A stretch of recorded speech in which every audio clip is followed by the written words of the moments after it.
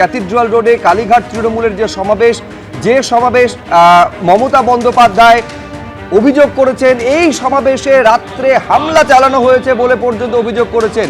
ইতিমধ্যেই যে চেনা ছবি দেখা যেত এতদিন পর্যন্ত ২১শে জুলাইয়ের কর্মসূচিকে কেন্দ্র করে সেই চেনা ছবি উধাও। প্রচুর মানুষের ভিড় যে লক্ষ্য করা যেত সেই চেনা ভিড়ও উধাও।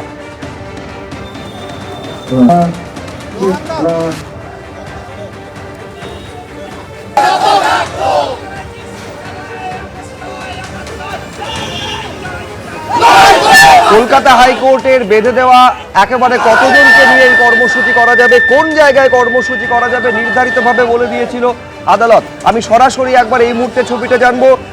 ঘড়ির কাঁটা দুপুর 12টা পেরিয়েছে, কি ছবি এখন আশাবুল?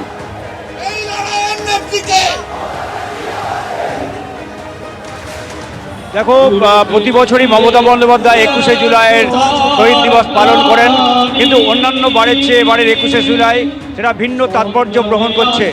কারণ এমন একটা কঠিন সন্ধিক্ষণে মমতা বন্দ্যোপাধ্যায় ২১শে জুলাই পালন করছেন যখন তার দলটা, তিনি যে দলটি তিল তিল করে তৈরি করেছিলেন, তার সেই দলটা তিনটে টুকরো হয়ে গেছে।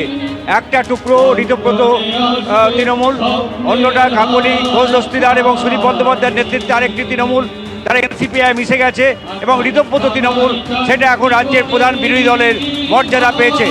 শুধু তাই নয়, তৃণমূল কারা আসল তৃণমূল সেই লড়াইটা একেবারে কোর্ট থেকে কমিশন পর্যন্ত পৌঁছেছে। এইরকম একটা প্রেক্ষাপটে মমতা বন্দ্যোপাধ্যায় বারবার বার্তা দিচ্ছিলেন যে নেতারা সবাই যদিও চলেও যায়, তারা ২১শে জুলাইয়ের আগে যে যাবার চলে যান, কিন্তু যারা কর্মীরা রয়েছেন, যারা সমর্থকরা রয়েছেন, তারা তার সঙ্গে আছেন।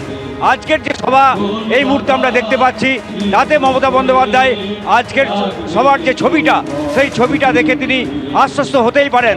অন্তত ২১শে জুলাই যে ধরনের আমরা আবেগ, উচ্ছ্বাস, উন্মাদনা দেখতে পাই বরাবর, আজকেও কিন্তু মমতা বন্দ্যোপাধ্যায়ের যে সমাবেশ, সেই সমাবেশকে ঘিরে ক্যাথিড্রাল রোডে যে কর্মী সমর্থকরা এসে জড়ো হয়েছেন, তাদের মধ্যে কিন্তু ব্যাপক উচ্ছ্বাস, উন্মাদনা এবং আবেগ লক্ষ্য করা যাচ্ছে। ফলে সেই সঙ্গে মমতা বন্দ্যোপাধ্যায় তিনি বলেছেন যে আজকের সমাবেশ থেকে তিনি একটি নতুন তৃণমূলের পথ নির্দেশ করবেন।